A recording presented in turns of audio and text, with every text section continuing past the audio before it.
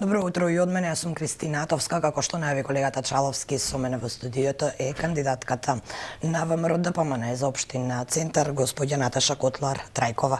Добро утро, добре дојдовте во студиото на утрински брифинг. Вие сте воедно и последниот кандидат кој ќе се представи во утринскиот брифинг пред изборниот молк утре, тоест конечно за крај на оваа кампања. Добро утро. Само би сакала да појаснам дека јас сум кандидат за градоначалник со поддршка на ВМРО ДПМН, бидејќи потекнувам од друга новоформирана партија во политичката сцена, веќе датираме 3 години. Зошто со поддршка на ВМРО ДПМН? Па, морам да ви кажам дека најверојатно се работи веќе за политичка зрелост. Ние како помала или новоформирана партија го имавме нашето учество на парламентарните минатата година и видовме колку е тешко да се изборите на политичката сцена со овој постоечки изборен закон. Ние и претходно баравме измена на тој закон, меѓутоа тие измени не помина. Свативме дека како опозицијска партија нашето упатување во политичките односи и конекции треба да бидат со опозицијските партии. Блиски сте идеолошки со ВМРО или? Идеолошки може, но мислам дека ние сме малку и по така децидни во определени прашања. Господја Котлар, вашата најпопуларна реклама од делот или видеоспот како дел од кампањата зборува за бетонизација на Центар, за тоа дека е Скопје една бетонска џунгла. Што ќе преземете вие за да престане Центар да биде една бетонска џунгла, ако знаеме дека веќе е тоа? Па да ви кажам, ако е веќе околу рекламирањето, јас имам и една друга, каде што до колена сум во вода. А таа реклама беше некаде позади зградата на Народната банка. Тоа е еден вид вовед во она што представува Центар. Навидум ние имаме големи, високи згради и на некој начин сакаме да асоцираме со тоа дека сме урбана и веќе високо квалитетна, не знам, општина. Меѓутоа, ние сме оддалеку. Ние сме веќе пренаселена општина, каде што многу често се случуваат да приватните интереси на поединци, на фирми, веќе ви се во улога на урбанисти и тие диктираат и ви кажуваат како треба и што треба да се гради во оваа општина. Колку што знам, животот во една локална самоуправа треба да биде пред се живот од јавен интерес. Фактички да биде упатен кон луѓето кои што живеат. Спецификата на Центар е тоа што, покрај тоа што е наменет за жителите кои што живеат тука, тоа е и веќе центар на градот, едната функција, и веќе третата функција, вие сте центарот на државата. Овдека се наоѓаат и државни, и јавни, и универзитетски центри, така што Центар мора да ја прилагодува својата улога и однесување кон сите оние што се упатени кон него, но и кон другите. Конкретно, кон сето тоа, веќе мислам дека треба да се направи едно преиспитување во односот на градењето на Центар. Многу често почнаа во последно време да го спомнуваат и непосредното изјаснување на граѓаните. Тоа не е новина. Тоа го има во законот за локална самоуправа, само да, во развиени држави тоа е пракса. Сега се сетиле дека треба тоа да го применуваат. Конкретно сметам дека локалната самоуправа заедно со градоначалник, советници, администрација, учество на невладини организации и непосредното изјаснување на граѓаните мора да го изнедри, значи, решението на она што треба да биде актуелно на просторот и на времето.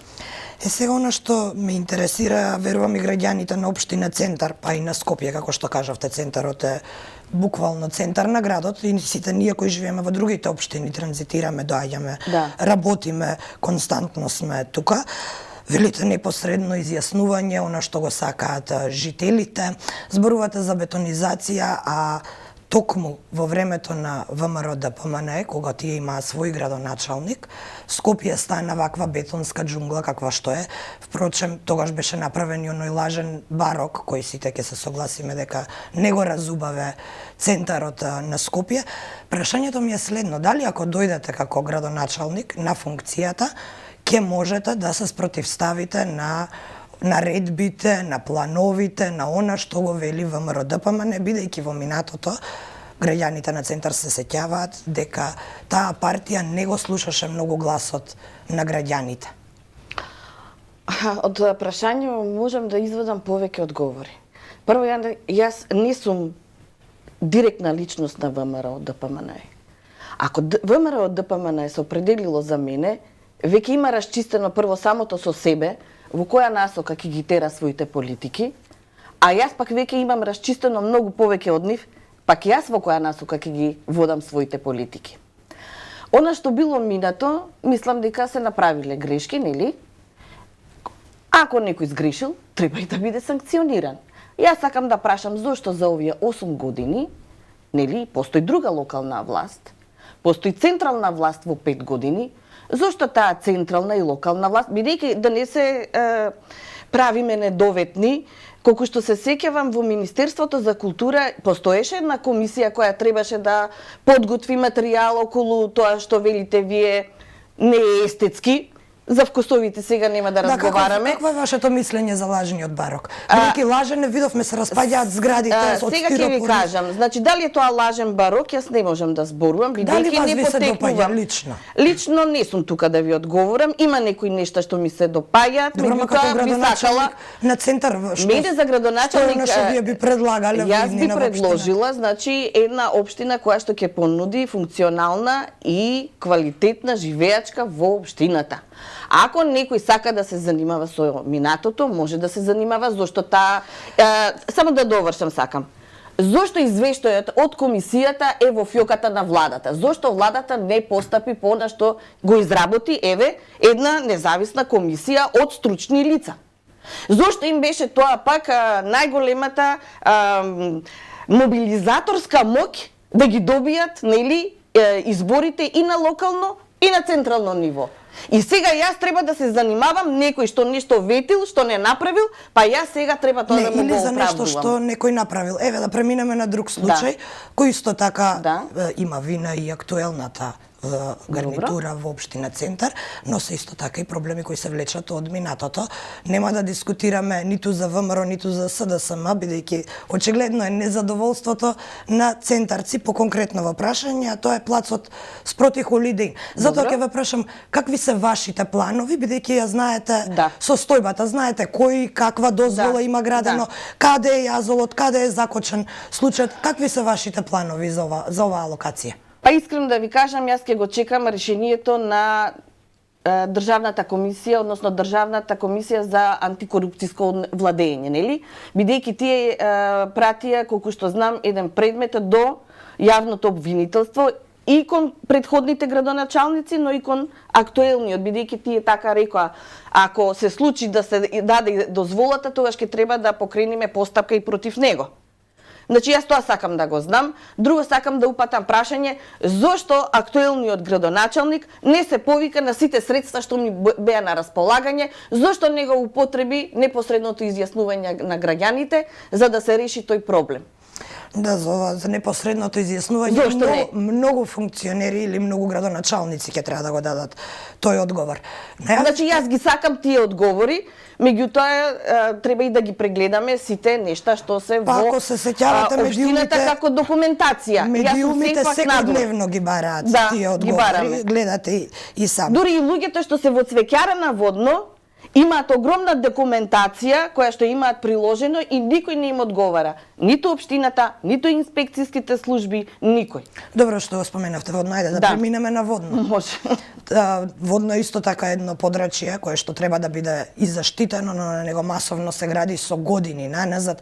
Секојдневно во медиумите гледаме нови свлечишта, нови проблеми, нови протести и поплаки од страна на оние жители кои веќе се таму подамна. Што ќе се случува со водно и како ќе забраните градење за нешто за кое што веќе е добиена дозвола? Видете, бидејќи голем дел од нив веќе ги имаат завршено тие правни постапки. Во секој случај ние ќе мора да ја провериме соодветната документација.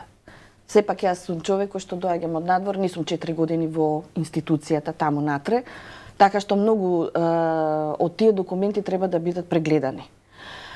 Но независно од сето тоа, ние се определивме дека понатаму нема да се гради на водно, бидејќи сакаме водно да биде една заштитена зона.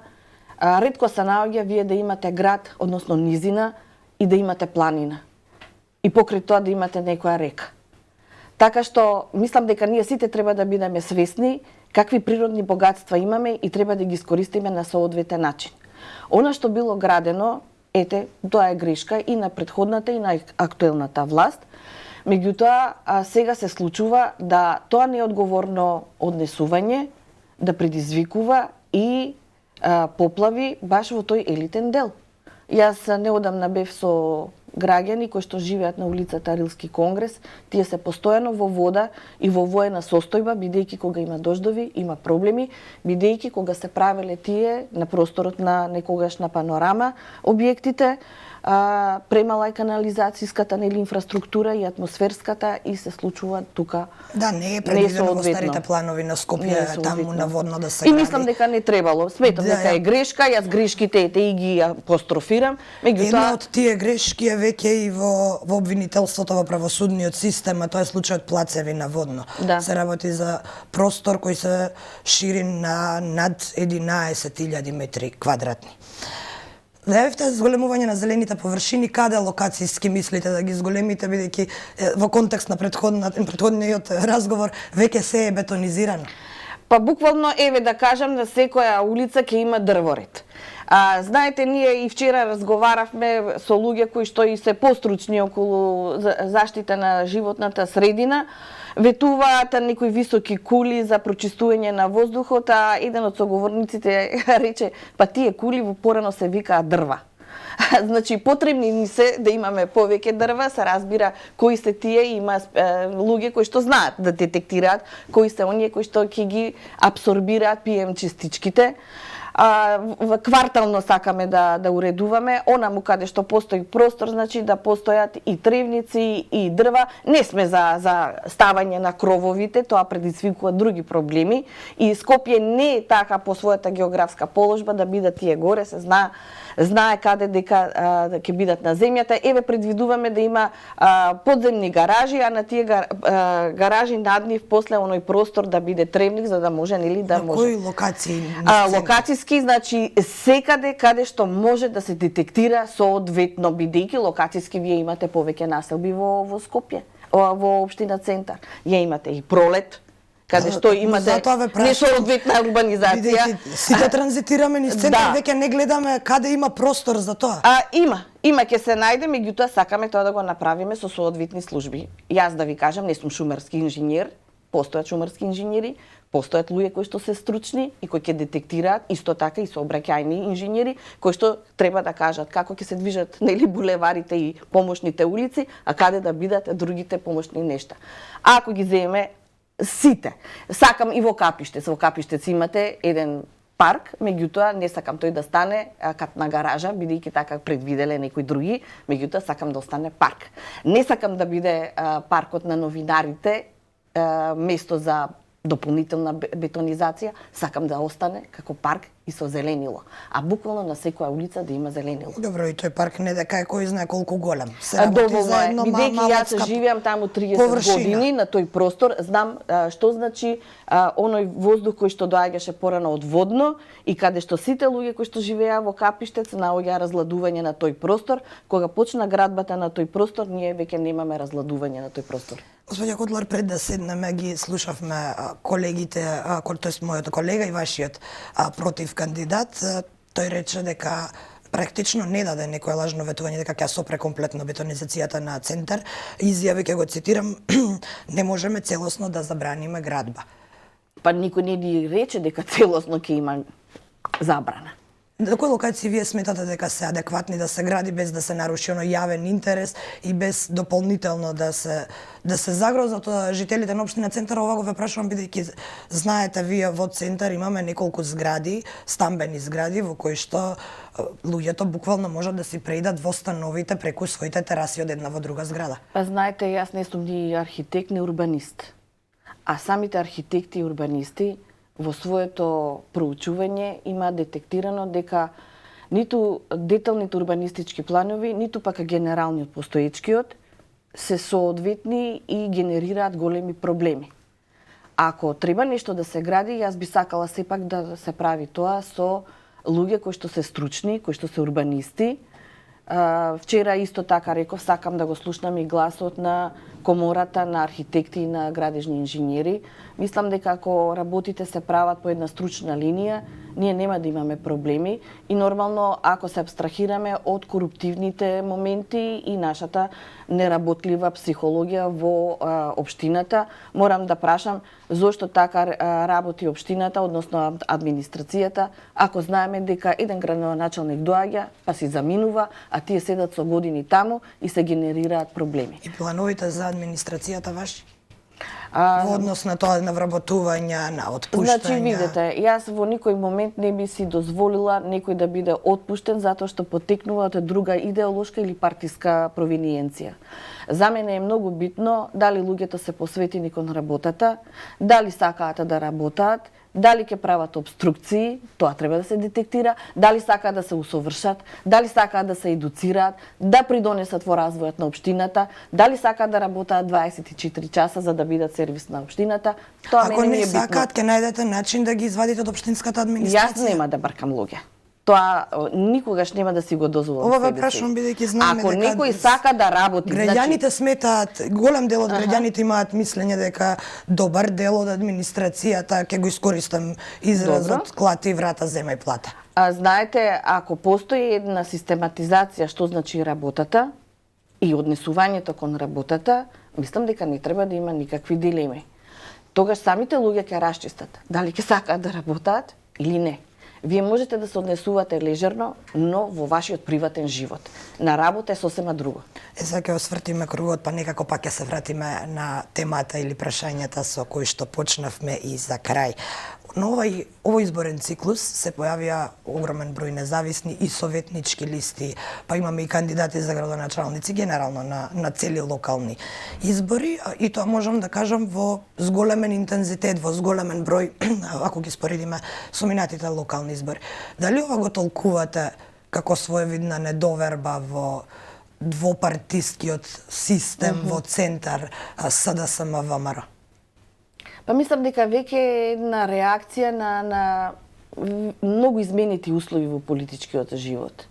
Ако сме сметали или сме се однесувале, сега зборувам како гласачи, на тој начин, сега веќе земаме и една активна улога во политичкиот живот, да не бидеме само пасивни, туку и да бидеме активни.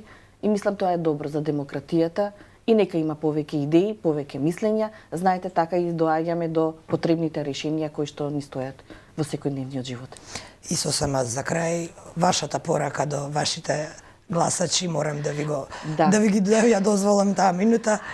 Еве, јас ќе се надоврзам на вашето претходно прашање. Значи, сепак верувам дека сите оние кои што во моментов се определиле за учество во политичкиот живот и учество во локалните избори, дека се луѓе кои што се определиле според девизата дека сепак некои работи може да се сменат и може да се даде придонес во нашето секојдневно живење, бидејќи јас сметам дека локалната самоуправа е четвртата власт, онаа другата, која што може да условува промени и кон централната власт.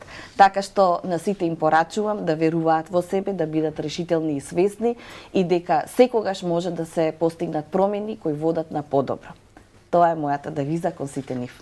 Господја Наташа Котлар-Трајкова, благодарам што одвоивте време да дојдете во денешниот утрински брифинг. Благодарам.